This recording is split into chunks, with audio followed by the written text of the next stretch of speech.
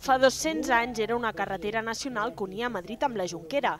Ara és el carrer comercial més llarg d'Europa. El carrer de Sants té 2,5 quilòmetres, de Cera a una banda i Cera a una altra, a prop de l'espai industrial.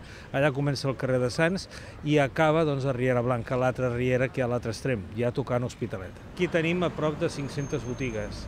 500 botigues per comprar de tot el que vulguis. El comerç familiar que hi havia als inicis encara hi continua vigent. El Forn Baltà des de 1934 que fa pa i coques.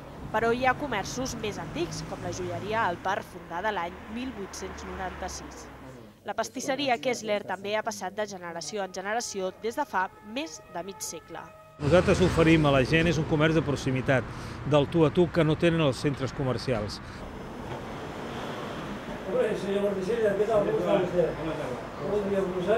El pas del temps n'ha canviat les botigues, però no ha aconseguit canviar l'aspecte del carrer, que continua sent un dels més transitats de la ciutat.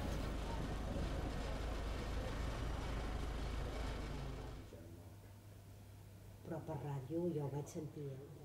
El Pau diu, jo dimarts vindré per veure com...